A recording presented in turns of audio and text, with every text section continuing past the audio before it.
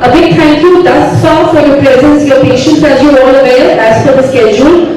This is the final element of the conference for the day. We are ready for a roundtable. The reason I've asked Mr. Chirag to stay back is because he is also going to be the moderator for the upcoming roundtable session. It's time for me to start inviting our other participants for this. This roundtable is being attended and participated in by Mr. Thomas Kendall, ICBC Standard Bank. Mr. Thomas Kendall, may I invite you to please join us on the stage. Inviting Mr. Gautam Choksi from Hindustan Platinum. Mr. Gautam Choksi from Hindustan Platinum. Mr. Manish Gavaskar of RBL. Mr. Gautam Choksi is joining us. Mr. Thomas Kendall is joining us. Mr. Manish Gavaskar, RBL. Chirag, Thakkar sir. Mr. Shivanshu Mehta, MCX. Mr. Kishore Choksi of Choksi, Heraeus. Mr. Vijay of Hindustan, Zinc Limited. Ladies and gentlemen, the topic of this roundtable discussion is issues and challenges concerning the Indian silver industry. As I leave this session in the hands of Mr. Chirag, Sheth, there are Congress mics which will be placed next to each one of you. Mr. Sheth is going to be navigating this session for us. This is an open forum. Put your hands up anytime you wish to comment. You have a question.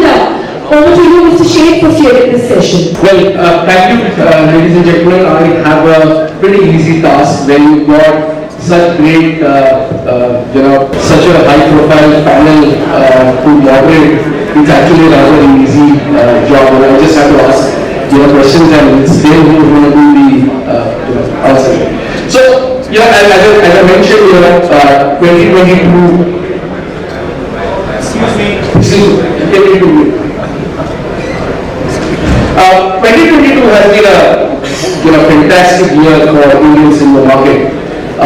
We imported a record 9,500 tons of silver.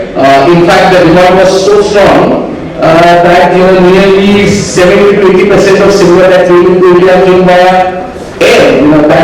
That clearly shows the strength of Indian demand. And this has been, the jump in demand has been across the board. We've had very strong jewelry, very strong silver market, and obviously investment as well as industry. So we've got an interesting panel. We've got bullion, India's largest bullion dealer, the top banker, the top supplier, two of the key industry players, and we also have the exchange. We're just waiting for Vijay, but we'll start with Chirag. Okay. Can you have my please? Thank you. Chirag, you have seen silver market very closely for us many decades, right? And Indian silver market has grown leaps and bounds over the last 10 years, right? What has changed in the Indian silver market? I remember about 10 years ago, our jewelry demand was 700-800 tons. Today that is roughly about 2,000 tons. Our silverware demand was roughly 400-500 tons. That is actually increased by 3x. Similarly for other segments of the market. What has changed in last 10 years and what is driving this big growth in demand? Chirag, if you see, if I may go 10 years back, if we check the timeline, right? So the kind of growth in the prices we have seen, it has been very enormous. At the same time, if you see, growing prices of gold actually has staggered and made small investors thought that silver is a nice alternative in terms of investment, right? Now you see, I personally started trading silver in 2009-2010. At that time, I think the annual imports were around 400 to 600 tons, if I'm not wrong, right? And from there, if you see gradually, the demand has been increasing. There has been no stop. There might be a pause moment which would have come into the market, but there is a resistance of the market. There is a pause in the market. There is a sign of a healthy market actually. In terms of 2011, when we see a shot up which went to 78,000 and people went crazy, people were thinking that prices might go to 100,000 very soon. people started buying and all of a sudden it just came down. So that was a time when, those couple of years was a time when people thought, okay, we are in a clutch somewhere. And we saw such a huge correction coming all the way from 78,000 to 27,000, 30,000 if I recall the prices and the levels which have come down very drastically. Apparently post that, gold prices have been so sustainably strong that again was a very major factor where people had a confidence in the silver prices. Apart from that, silver jewelry, artifacts and silverware made a very huge important role in the market when small psychological things, when you go to someone's house, take a nice dinner set to someone, gift it to someone. At the same time, silver, Lakshmi coins, Ganesh coins, they look like major, very small factors, but actually this has made a very huge difference into creating a demand. Right, that's an interesting one. So essentially, gold prices went to the roof and then you had a shift of, probably demand towards silver. Talk about the company you are one of the biggest suppliers of silver to India. And while I agree with Chirag over here that we've seen big jump in silver demand in India, but last few years has been also tough for foreign supply. We've had 6,000 tons in probably 2019, then 2020, 21 we went down to 2,000 tons. 2022 again went up to 9,000, and last 4 months it's been absolutely lull. How do banks manage as a foreign supplier? How do you manage this volatility in demand that we've seen? Because I remember having discussions with a lot of foreign suppliers. There was one silver running in ICBC for many months. How do you manage the risk? Thank you very much for the introduction and for the question, Chirag. It's a pleasure for us to be here supporting this first inaugural silver conference. It's a delight to be here in honor of the silver event. You can see that I've dyed my beard silver. It's not naturally this color. No, we have been supplying this market for at least 15 years, maybe 20 now, and you're quite right, we are one of the bigger, not the biggest suppliers of silver into this market. And in terms of that physical flow, it can be difficult for people to manage this kind of feast and famine that comes and goes very, very quickly. But for us, given that we have a global operation, we're a London clearer in the OTC market, we have our own vault, we have a global customer base, it helps to manage that. But there's absolutely no doubt that when the Indian market is quiet, you have to be creative and you have to move metal around in ways that you didn't expect. So 2022, nobody could imagine that so much silver would be moving in airplanes into India. The disruption and the dislocation of logistics in 2020 when COVID first emerged created huge opportunities but huge stresses. So you have to be adaptable and flexible, and for us, what we always say internally and say to our management is that having a breadth of business, a physical business that captures the whole value chain and is global, gives you that flexibility to respond. But for sure it can create some stresses, that's true. Right. So talk another thing. You mentioned the importance of the Indian silver market, right? And we often hear this in gold when gold prices are going down, and suddenly there is a floor which is there, and we often say it's the Indian bundle, the Chinese buying that has provided the floor, right?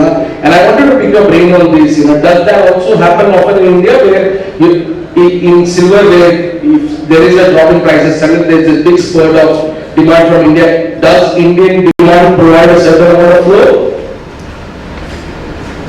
It's a good question. I think it certainly plays a role, yes. But I think the complication that you have with silver is that relationship to gold and how far it will diverge from gold, and the way that parts of the investment community look at the two metals and trade one against the other often. So for sure, in any commodity or metal, you need that physical demand and the end user to come in and provide the floor. But it's the time lag is also important as well, and that's what is happening at the moment. I think is the market is trading quite sideways. It's waiting. It's where is the floor, and it can take some time, obviously, for that inventory that accumulated as people were expecting the tremendous demand wave to continue, and then it stopped very suddenly, and then it takes time for that inventory to be drawn down through the system, for people's expectations of where price is going to be to rebalance, and for the next trigger to emerge in a global macro story that then gets the investment flow generating the big volume. Sure. Manish, you are probably one of the most leading banks in the silver market, right? But what we see is that essentially, banks, especially compared to gold, banks are playing very limited role in the, silver market. Essentially, it's more of, the supplier to the bank and then to, probably Chirag by some of the large million dealers. There is no last mile connectivity like it is there in gold, Why is it so different in silver? Why is both these gold and silver markets so different from a bank's perspective? Thank you, sir. And thank you, Kendall, for having me here panelists. So it's a pleasure being here. As the Chirag mentioned about it, saying how we have overall moved from, say, a 400 tons market to a 6,000, 9,000 tons. On average, we are right around 6,000 tons on average, absolutely India, which is grown steady, right? And this has mostly, if you see, as consumption has come up after 2013 with the advent of 80-20 which came in. So 80-20 was the turning point when gold was restricted and people saw to other commodities like silver as an investment area. Holding physical silver is really difficult. In fact that you holding KD bars in a wallet, locker is not possible. So investment demand has really gone up. And the role of Indian banks here, as you said, has to grow. So we are seeing that thing happen, and we have partners where we want to grow in terms of digital gold similar to silver digital, where smaller pocket size can be taken by any investor who wants to invest in silver. And banks can play a major role in it. And we have seen that happening on gold loans, or for that matter digital gold, or for that matter the last mile connectivity is there in terms of gold. And you're right, we want to do that. So similarly, if you see the banks were the first ones when the new things came in, like your street city or printed zone, banks were the first to set up a system there, and we had foreign suppliers sitting in there, and we had domestic guys buying it, and it became a very good value chain for the entire system. So regulatory, we are getting a lot of things, we are asking for a lot of things, we want to play a bigger role. If you see internationally, banks play a much bigger role in terms of options, in terms of book size, in terms of spreads, in terms of arbitrage, in terms of funding, everything is possible. And slowly, I think with the exchange coming up, BX or the other exchanges coming up, banks will play a bigger role, and we want to do that. We are speaking to the regulators, we want to be part of the entire bullion holistic, not just intermediary between the large suppliers and the large traders here. We want to go to the extent where we can fund silver, where we can say the jewelry guy comes and says he will manufacture and go big into jewelry, silver jewelry. We can do that. And there is a possibility, there is a correction, just the regulation which we are waiting for. So in a sense, I'll come to exchange, later ask this question to both you and Chirag. But are you saying that in future we will see, like we got gold metal loan, we will see a silver metal loan sort of thing? Is that something that banks are working to value add? Absolutely possible. See, working capital cycle is a requirement and which bank plays a bigger role. So, may any manufacturer, may any trader, be it any investor, you need some working capital funding cycle, which bank plays a bigger role. You have funds available, you are lending to somebody, and it's a viable business, yes, you have return on it. So, it's a win-win situation both for the bank as well as the trader or the manufacturer refiner, any way perspective. And that is why you want to play a role. You are in the business and we are ready. Actually, we've got two of India's key industrial years for silver, and actually, Gautam, coming first to you, can you we've seen one thing which is very interesting over the last year or so, where the government has been focusing on manufacturing, right? And similarly, we hear a lot of semiconductor factories are being set up in India, a lot of mobile manufacturing is happening in India. How does that, benefit, silver industry here? Yeah, thanks, sir. I think industrial demand overall, I think as the cycle goes up, and with sectors like photovoltaics or EVs, semiconductors, the demand for silver is certainly going to increase over time. How much of that gets catered from India by Indian manufacturers and how much gets imported is to be seen. That's the reason for photovoltaics. The case majority of them are getting imported by. That said, the electrical contacts business in India is still active user of industry, big part of it. I think what the government needs to do is, while on one side they're trying to focus on, Make in India and Atmanirbhar Bharat, with the recent increase in import duty in silver when it got collected in the budget, it's unfortunate that there's an inverted duty structure where the cost of silver, metal or bullion is 15% and the finished product can be imported at half that rate. So there's something for the government to kind of look into, and we urge them to address this issue to protect Indian manufacturing. Kishore, as a key player in key player in the contacts market, right? When you see something like this happening, does it hamper, production, does it hamper the vision towards Make in India and those kind of stuff? And is there an important dialogue that needs to happen between the industry and the government? Thanks, Chirag. Thanks for inviting us on the stage here. In fact, what just Gautam said about inverted duty structure, we have formed an association of manufacturers in India and are taking up at various levels with the government to reverse this and have a better scenario for the Indian manufacturers. I mean, you cannot import silver at 15% and try to export this or even rather sell this in India in imports which can be as cheap as 7.5%. I mean, the users of silver contacts, I'm not mistaken that too, are slowly and gradually looking at options of importing maybe from China or from Taiwan, where the manufacturing prices are still relatively low and they just compensate the difference. So we can be competitive with our low manufacturing prices against the cheaper imports as far as items which cannot be manufactured in China and Thailand. Right. Kishore, one thing, we've seen silver prices go up, quite a lot, right? And especially the industrial metal, there is this thing when prices tend to go up, there is a lot of, risk of thrifting or substitution, happening. Do you see that happening in silver, or because silver is such an important, component in a lot of these spaces where silver is used, that risk is not, significant in that sense? Asking me whether the silver prices will be... No, the silver prices continues to go up. A lot of people talk about 1,20,000. Does that lead to, sleepless nights for somebody like you who uses silver components? For industrial use, silver prices have always been considered to be the negative point. Yeah. So there's always been innovation going on to reduce the content of silver wherever it's possible. Yeah. So we help our customers also to innovate, to offer them alloys with lesser contents or use lesser silver in their products and so on.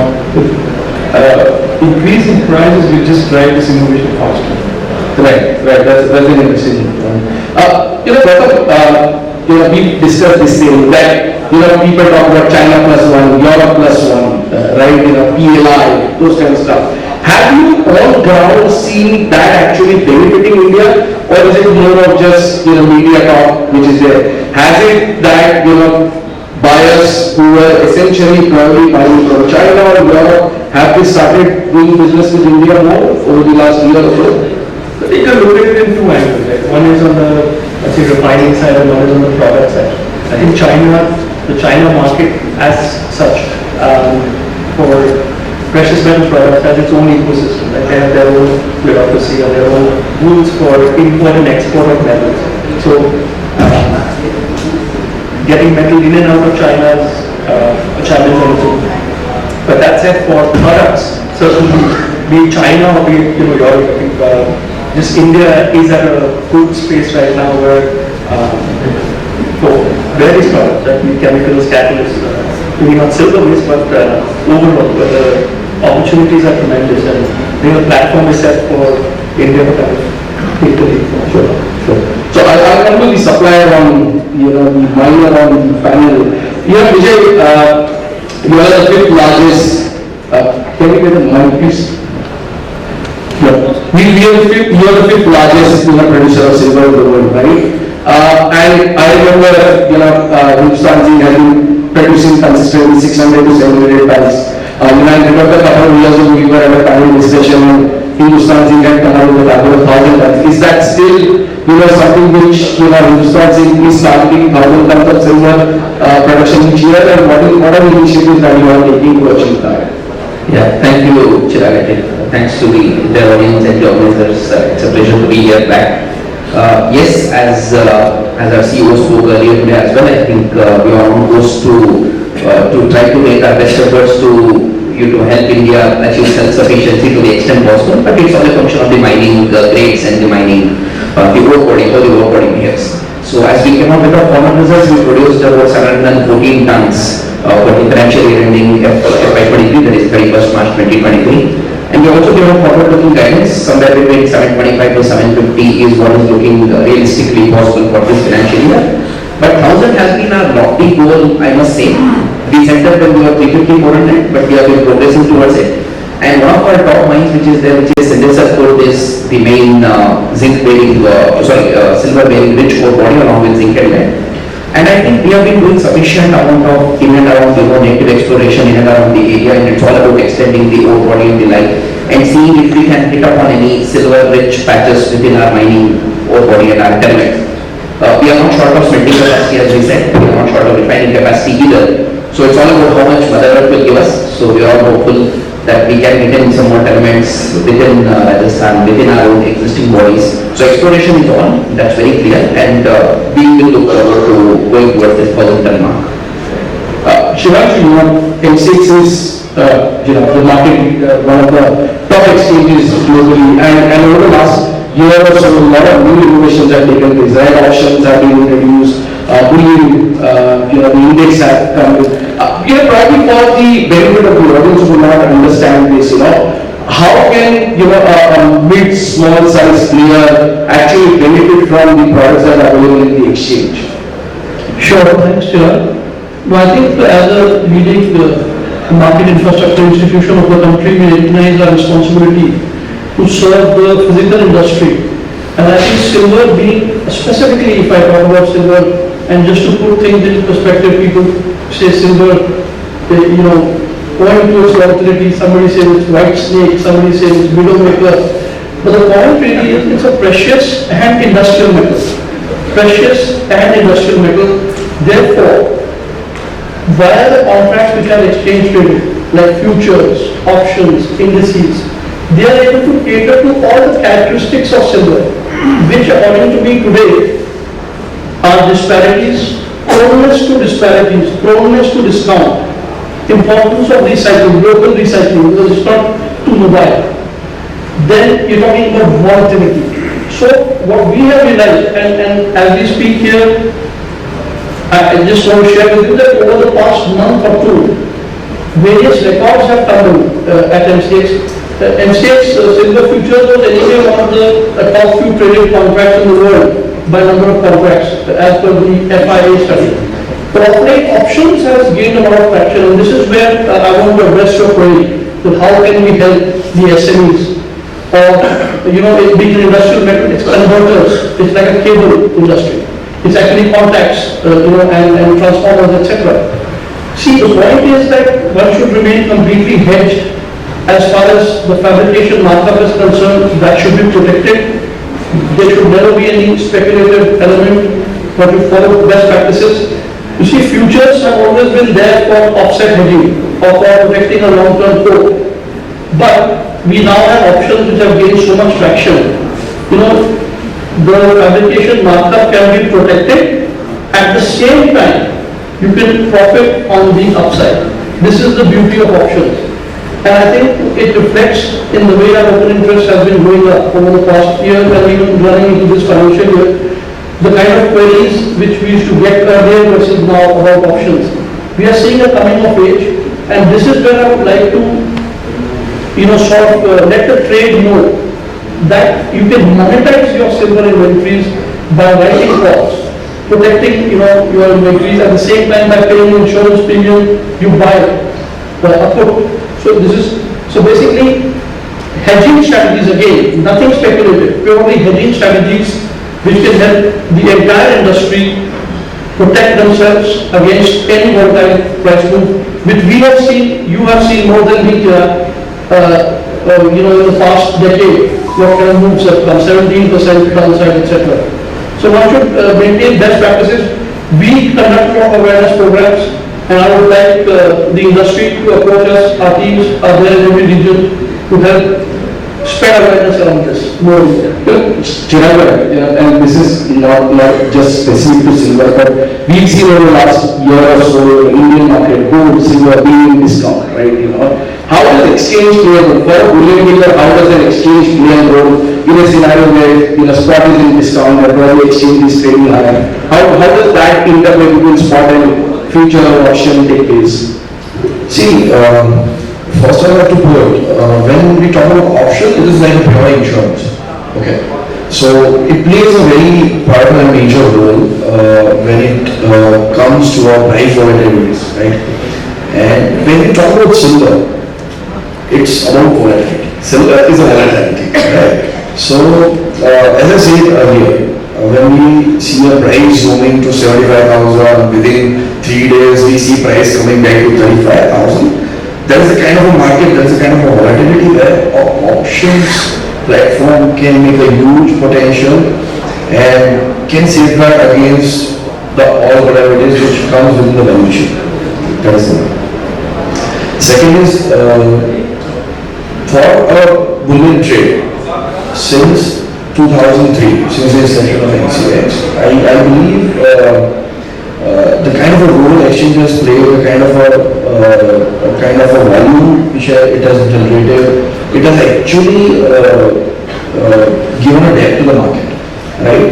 So when you call someone at some X location, there is some X price going. Okay, there is a price discovery, right? So after the exchange came in, the price awareness and the price discovery, which made a huge milestone achievement in terms of the Indian bullion. Right. Shivanshu, another question to you. Since Chirag mentioned about the milestone that exchange has achieved, one milestone which happened, I think, a couple of years ago was the India delivery, an exchange allowing India delivery, right? I think for gold, isn't it high time that silver India good delivery should be allowed, and company should be allowed to deliver from the exchange, not just India but IGB as well. Yes, Chirag, and I think I'll take a cue from what Mr. Chirag has said. So the two Chirags, the point is that he has mentioned that the price benchmark has been set, it's a humble contribution to the market. The other thing to note is that every time there is a disparity. September 2000, we saw about 140 tons delivered in one particular month, one contract I should say.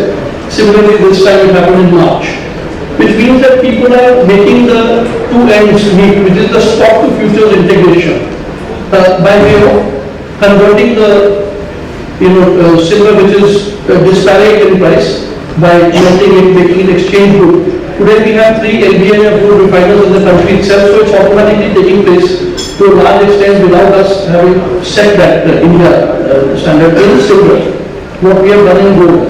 But let me tell you what we have done in gold. We have seen about 5 tons of Indian refined gold delivered already.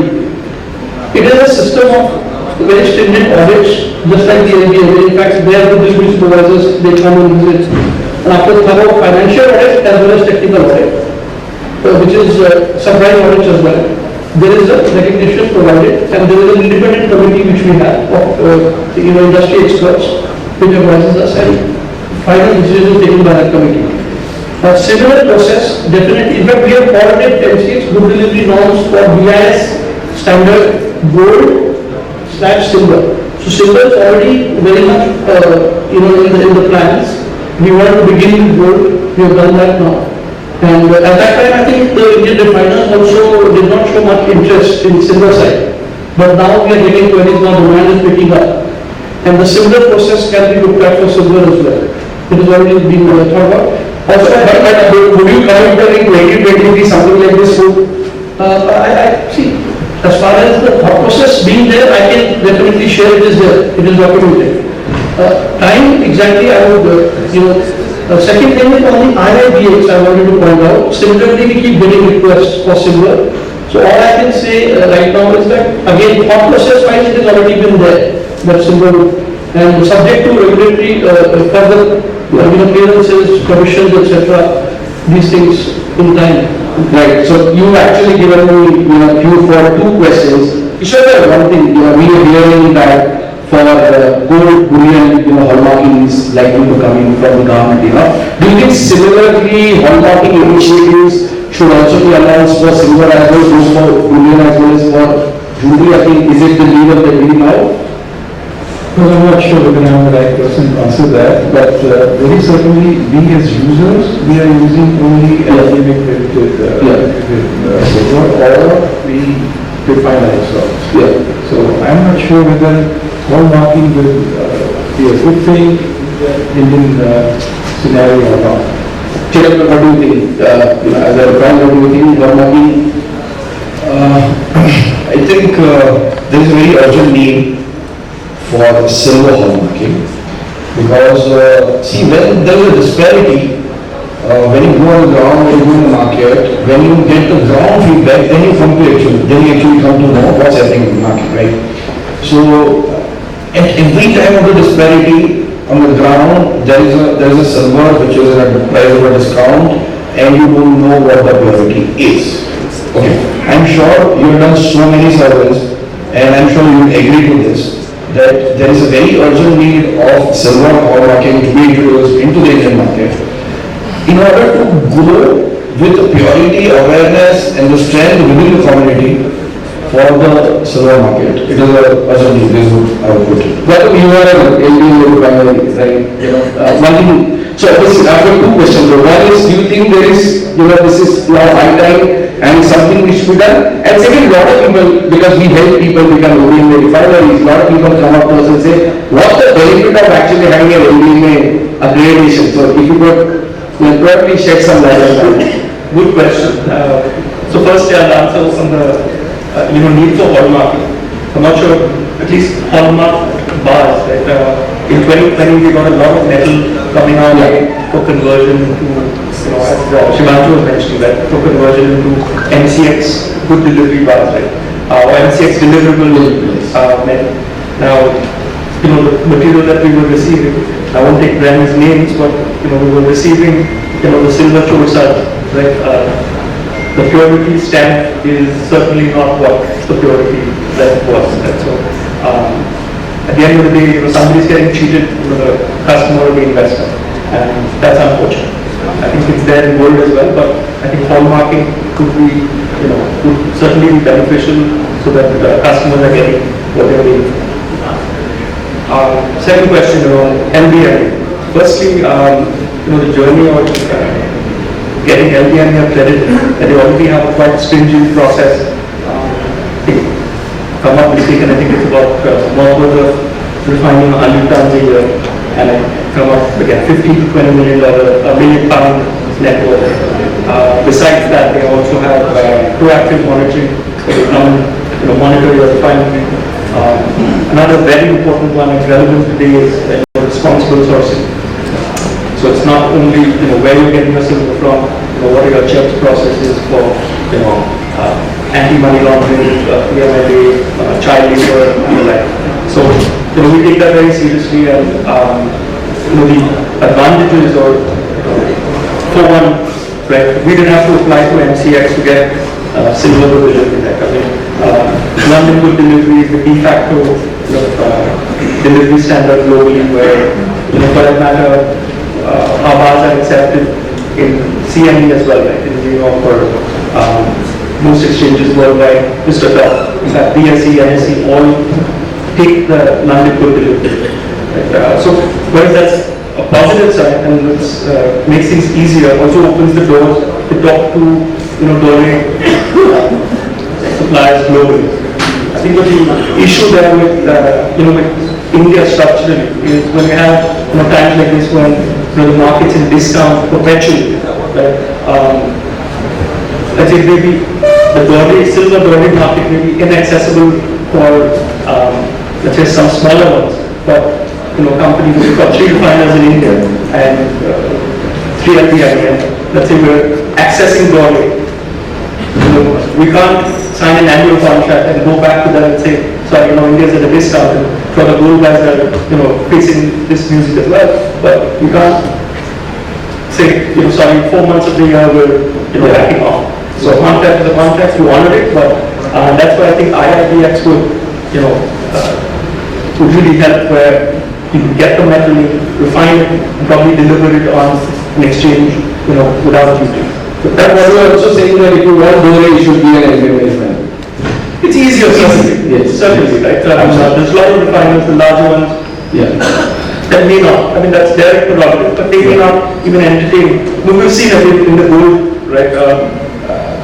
How easy or how much easier it may be from, for a tier 1 refiner.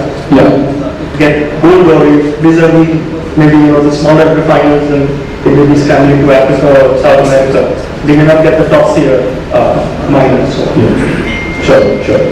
Vijay, you are also an LBMA, accredited refinery.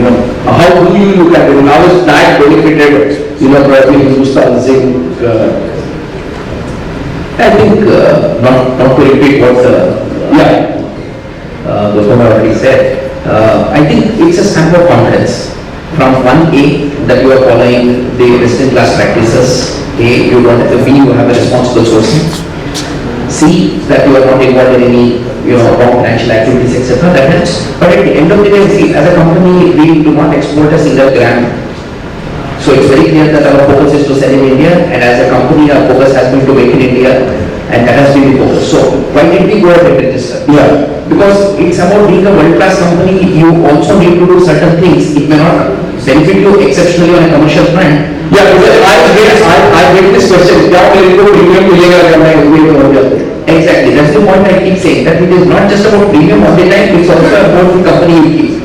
Right? It's all about the brand reputation you build, and that in the longer run will obviously have its own benefits. And that is where I see a phenomenal opportunity for an organization like MCX to come with India to delivery norms for silver also. In terms of why I would say that, as a nation, we are bullion hungry. Also, be it gold, be it silver. Average 3,500 tons is getting consumed into industrial, store, household, cutlery, to tableware and all of those. There will be a second time when all of these will start coming out as scrap silver, and which we also see your reports on how much of scrap silver comes out every year. I strongly believe that this is only going to increase with the burgeoning middle class. More and more 5-star hotels coming up, more and more silver cutlery getting used, a lot of them getting into recycling. So somewhere I see a very strong case for an India good delivery norm for the Indian refiners. LGD can always become LGD directly anyway, but we should also promote the entire Indian ecosystem of laboratories, refiners, all of them working together and build the India standard. We don't become a $5 million economy. We don't have to be hinged upon what London says. And as our PM also said, that we also strongly believe as a company, get out of the colonial mindset. Why should we be calling ourselves something else? There was a point of time that from a reputational perspective that was needed. But today, India is at that inflection point in the global growth curve, and the kind of, we are getting our share under the sun today. So we should get into the India to delivery also the hallmark thing. That's a very strong view we hold. Right. Okay, so two developments that took place last year, from a banking point of view, which could potentially impact the way the business has been done, right? One is IBX and another one is SEPA, right? So Manish, first to you and then come out with the number. Manish, how do you see IBX playing a role? Obviously at this moment, your group is there, but silver really lately, obviously, comments. So how do you think IBX will play a role? And talk to you on SEPA. Essentially India has signed SEPA. Silver is on a reducing duty structure where after a couple of years you have a big wide gap and then eventually it becomes zero. So both of you all could actually comment on these two, how does that change? So to speak on IRBX, I think we have for long wanting to be part of that exchange. Somehow we are the ones who think that out of the entire chain from the exchange, and we have been speaking to the regulator and wanting ourselves to be part of it. And in terms of deliverables, see, if you can see in the entire ecosystem, like you see a China model, works on an exchange-based model, where everything is routed through an exchange, the banks buy, import through an exchange. So if we are going to follow a similar kind of model, then we have to be also part of the ecosystem where we will be following the exchange model. And it's a regulated model, it's worked well in China, somewhere in Turkey, so other countries are following that model. As a bank, I would see participation from two perspectives. One is liquidity. The liquidity increases once a bigger participant comes into play. So if you have a bank playing in terms of not only deliverables but options are allowed on that exchange, you have hedging mechanism, everything plays a big role. So eager to be a part of the entire ecosystem as well. And with SEPA also, as you said, the overseas suppliers supplying to SEPA with the reducing duty, and as panelists said here, that silver duty at 15% becomes really unbearable. So you need to get the duties lower for the entire chain to follow a mechanism. So I think SEPA also plays a bigger role. Right. Tom, you want to comment on this?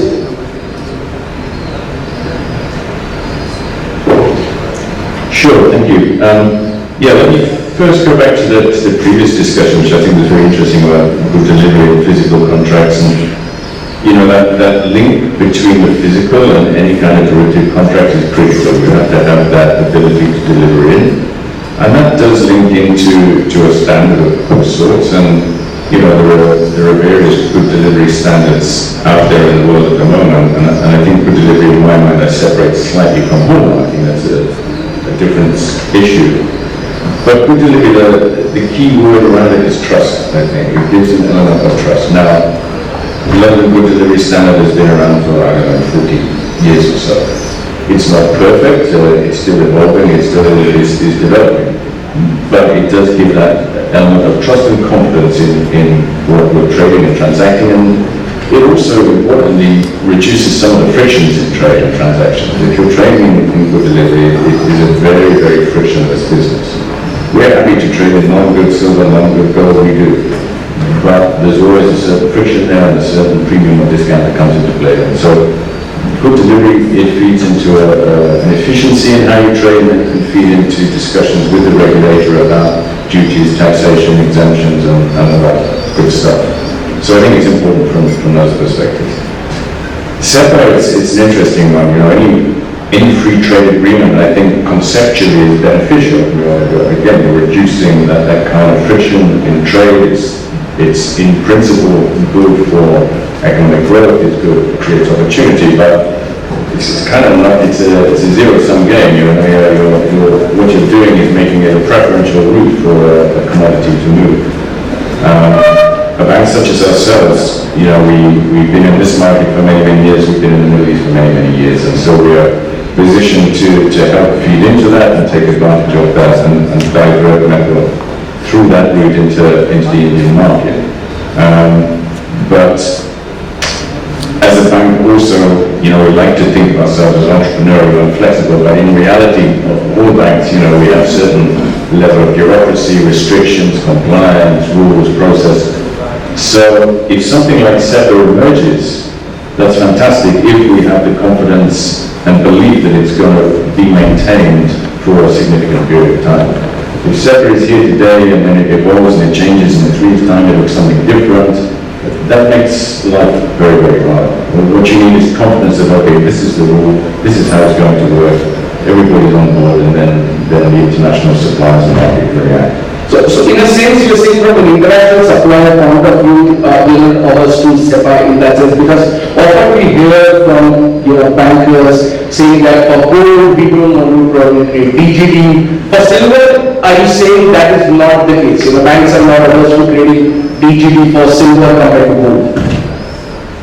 I think it is fair to make a certain distinction, because gold does absolutely come with very specific concerns around the fact that it is much more of a financial instrument than silver is today. Sure, silver historically has played a role as a currency and a financial instrument, and still does in some respects, but not in the international financial system. So I think in the international banking world, there is a tendency to look at silver much more as a commodity than a hybrid financial instrument slash precious metal slash FX instrument that gold is, and that comes with a whole bunch of issues that Gautam touched on in order money laundering and compliance.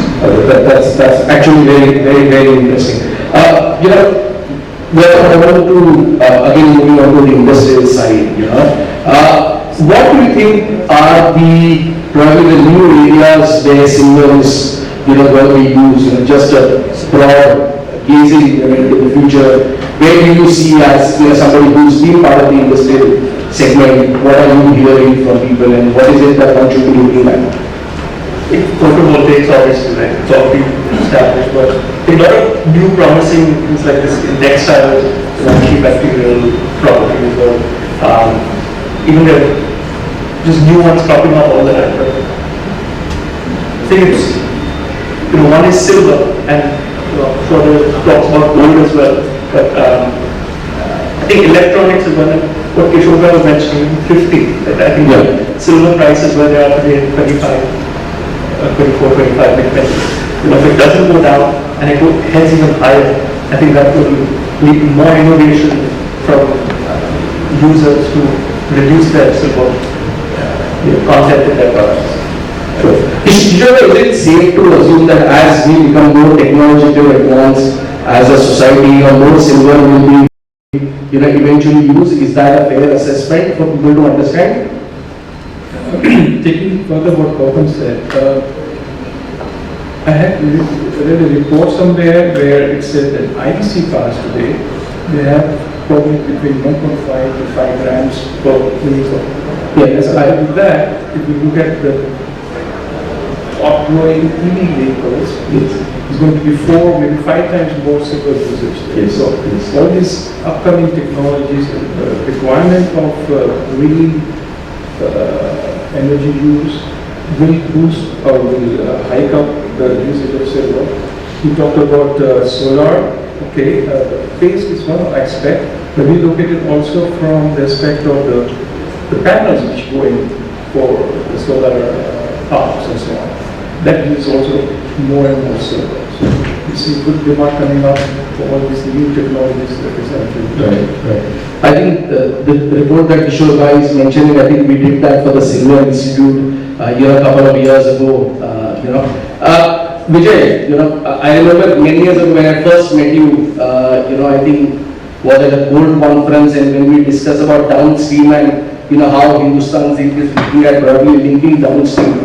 Do you think, are you still looking at that kind of thing where, more focusing on downstream, more focusing on innovations, coming out with probably 9.5 silver bars or something like that? Is that still a vision? Actually, see, from a volume perspective, I answered, but from a downstream further product, maybe as a company, our intention has been to increase the product range.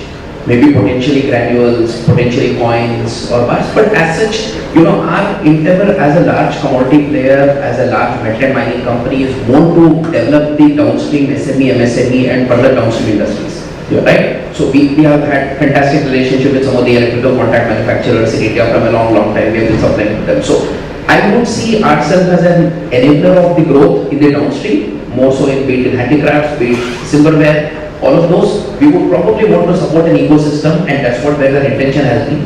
Just to draw a parallel, I don't know many people, maybe out of context, but just to state, we are the largest producer of sulfuric acid in the country. And there's an entire ecosystem of, the SSP, what we call single superphosphate production, which has developed around our operations in Jaipur. can chip out the area. So I would love to draw an inspiration from that why can't we work with further downstream industry and would be interested and capable to come and put up something close to our Pannagar plant. I know it may not make extraordinary logistical sense like what it would do in acid.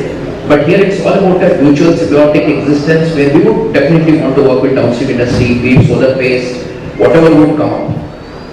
Right, so the screen is now showing me last 9 minutes, so I actually want to, yes, open the floor to questions. Yes, please. Can we have? So myself, Rajiv from Meridien. The question to a banker, this is Manish.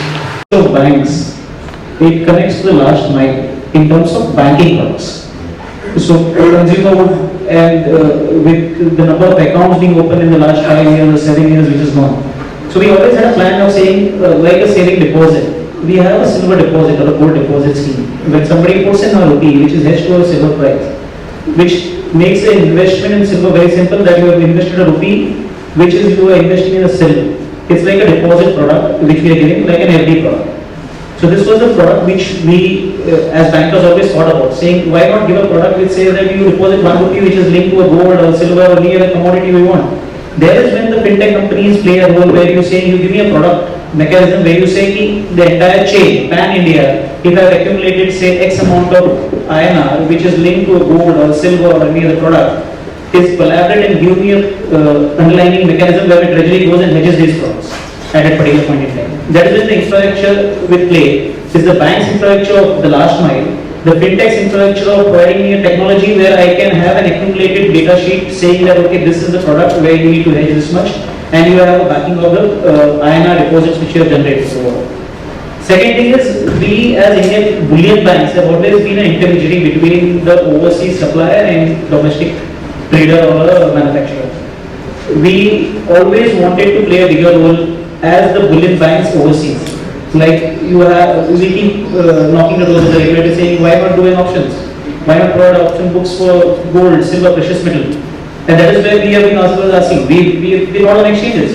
We're not doing on MCX or any other regulated exchanges for that matter.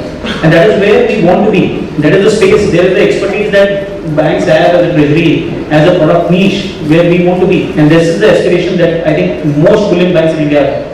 They want to be a large full-scale product for the entire precious metal gamut. We are here as a part of the value chain, but yes, we can do much more than what we are doing and what potential is. Actually, where do you see this last mile to bullion tech, wherein the digital gold and digital silver market trends and providing it to the segment which is still unserved as a banker? That's So see, if you see the digital digi-gold or the small digital platforms which has grown and propped up so much, these are all private players. There's private players and there is confidence among the retail investor to invest in them. So when you see a bank or an organized player falling into that gamut, how big is the growth do you see? It's really large scale. You have an organized player coming in and saying that okay, I will offer you a similar product and you have to just go and park your money as you park it in your bank account. That's about it. We have to keep questions short since we've got just 5 minutes. It's a very small question to Shivanshu. As you have a product like delivery of gold to different centers, do you have any plans in your future to start delivery centers for silver also? Because it's only in Ahmedabad right now. Yeah, thanks Avinash. So actually we have additional delivery centers at 8 places for gold as well as for silver. So but for silver actually we have kept it on intention matching basis, like the basis center remains Ahmedabad. However, if Avinash wants to give silver delivery in Hyderabad, there is a separate window in the morning on the delivery dates which opens, and if there is a seller, you are a seller, if there is a buyer, he can put the total match, and then delivery will take place next day at the delivery center, which is additional. Whereas a seller can anyway impose delivery on any delivery day at the basis center. That is a given. So, but you're right, this has to be popularized more. I think it has a lot to do with all the players having to register themselves at each of those centers. Majority of the players historically have got registrations at Ahmedabad. All the bullion traders who are active on MCX. So by default that has happened. It happens there. Right. We are open to eight centers we have, including this one. Yeah. Any other questions? Yes, at the back end.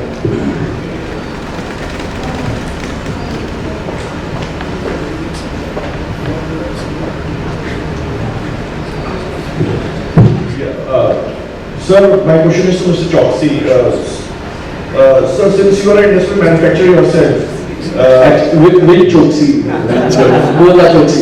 Kishore Choksi, yeah. Yeah. Sir, Kishore. sir, since you are an industrial manufacturer yourself, what strategy would you advise to a small and medium enterprise when he is dealing with a price-sensitive Indian customer? And there is this intraday volatility that is there in silver. You have to give some time back to a customer to decide whether you buy or not. But meanwhile, the price volatility is so much in silver. How do we handle this, sir? So, Kishore is saying that, given that you are an industrial player, right? He's saying, what is the advice that you give to a small and medium enterprise, given the fact that there is so much volatility in silver and the customer is price sensitive? How do you deal with it? I mean, primarily, our customers are focused on the technical product. Okay, he is concerned about the silver fluctuating prices, but we don't speculate in that fashion either. So we offer to the customer to decide. He can decide from the unknown silver price. So it's a risk, but you cannot offer him something which is already known, and then there is a risk for him as well as us if the prices go up, go down. On the other hand, we have this offer to our customers where they can decide for the whole month's average or the first working day of the month closing and so on. So there are, primarily the whole idea is that we fix the price which is not known to either of us. That eliminates any risk for both of us. Right, we've got just time for one last question. Yes, please. Hello, this is Sushil from Sumitomo, Singapore. My question is to Shivanshu Mehta.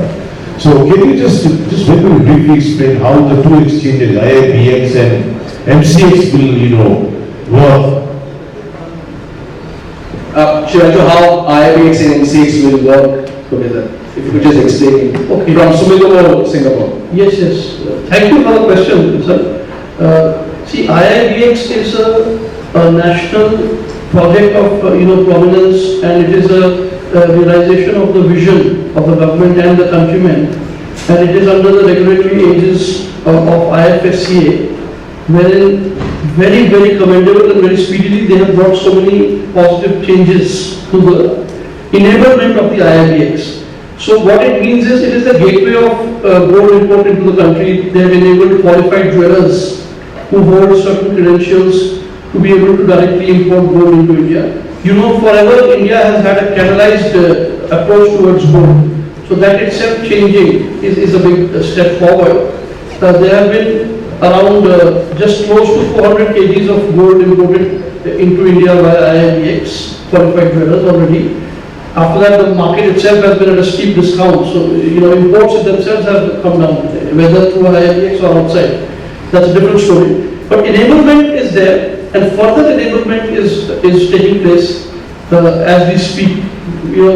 We have a very good contract there as well, and much of the India-UAE SIPA gold, wherein the TRQ holders are, they have been qualified to import gold via the IIBX as well. Sooner than later you will see that happening. So, and there are other factors like Indian retail customers via the LRS who want to hold gold overseas. There are certain enablements which are creating that also for IIBX. It is an exchange promoted by 5 leading MIIs of the country. So it comes with that patronage. Coming to MCX, MCX is a domestic exchange which people have called a domestic price benchmark for the country, wherein most pricing is happening MCX plus minus. It caters to 3 types of risks in our price, which is duty risk, the change of duty, the change in silver price itself, as well as the currency. So thereby it provides an excellent hedging platform. And there are many hedgers since inception. Some of them who are on the stage with me, I think most of them leaving the bankers, and Manish has expressed his great desire to be there. We were together actually on the way. So part of it is what I am motivated to do. You already pitched on So that's one. Other than that, there are so many players like, who are sitting in the audience, some of the sponsors, Ravindra Ras, etc. Now, what I mean to say is that MCX is a domestic thing and there is going to be a linkage is something which is thought about, whether BDR and EGR will get linked.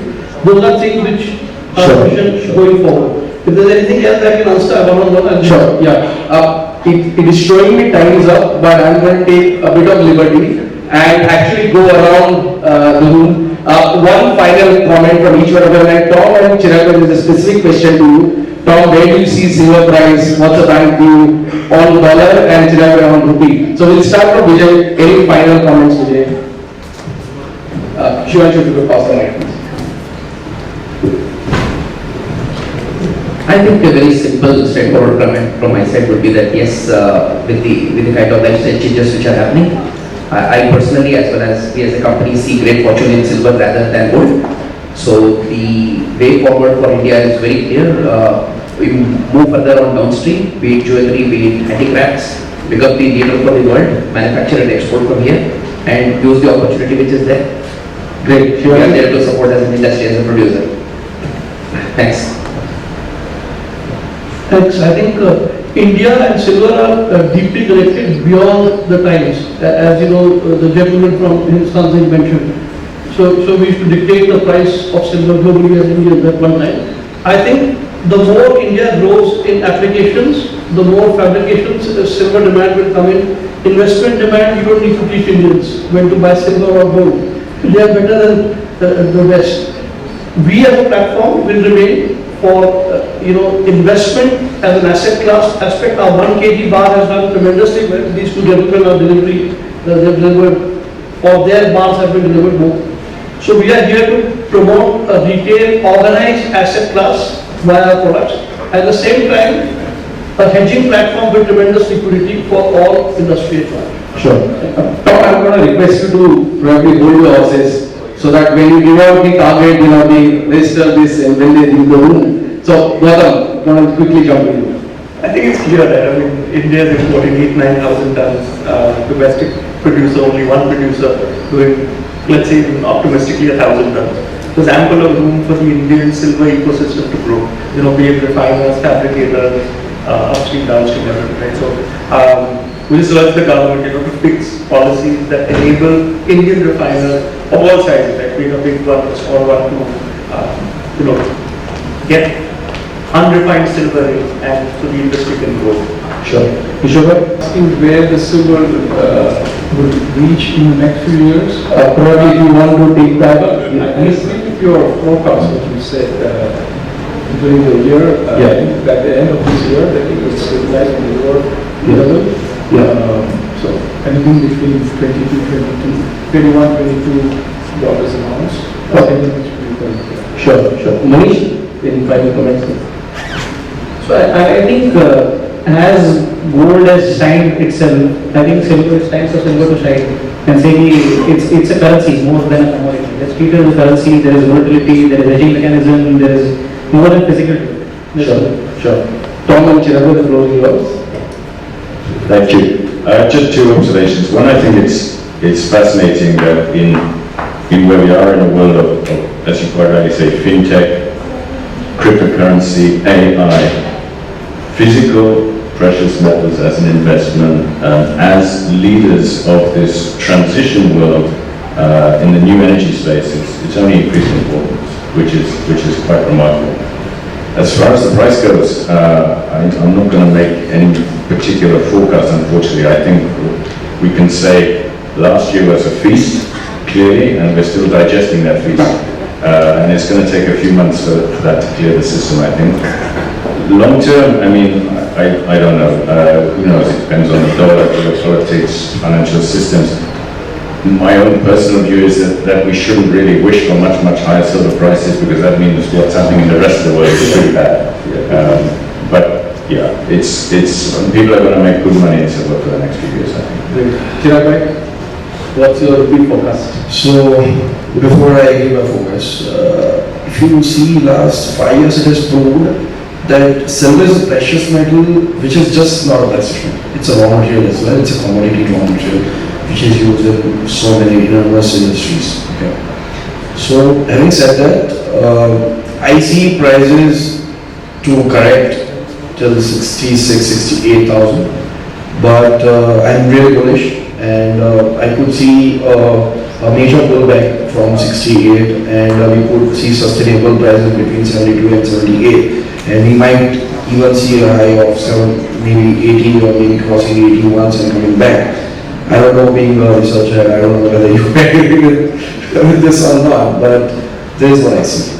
Great, thank you very much. Thank you all and thanks to my panelists. I have a good one. Thank you. Thank you so much, gentlemen. Please stay on the stage. First of all, let's have a round of applause for our moderator, please, Mr. Chirag. You've left it very engaging. You've been on your toes. But one final duty of any moderator in such an eminent panel is to present a memento to each one of the speakers. We have two Chirags on the stage. We have two Choksis on the stage.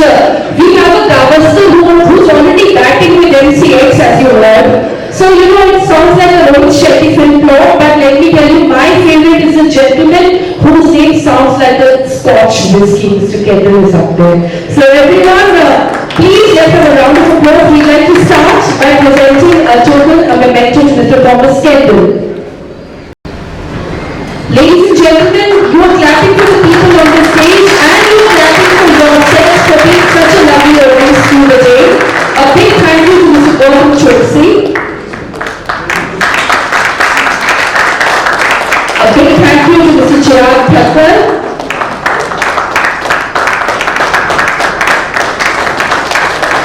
Thank you Mr. Manish Gavaskar sir for your time on the stage with us. Mr. Kishore Choksi, thank you so much sir. And finally Mr. Vijay Murthy sir.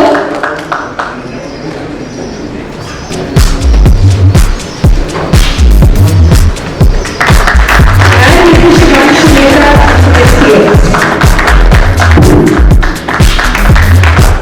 I would now like to invite on the stage from Global, Mr. Thakkar. Sir, please join us on the stage to do the honors to Mr. Chirag.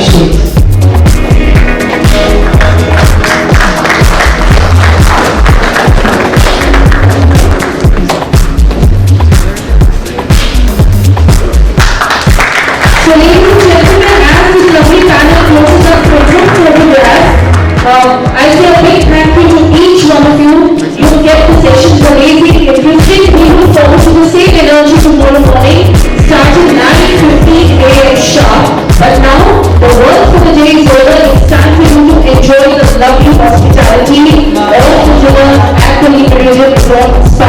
Ladies and gentlemen, please join us for cocktails and dinner at the Super Villas and Poolside. Time for us to just measure off the record, offline, and just enjoy the beautiful breeze outside. Thank you, you've been a great audience.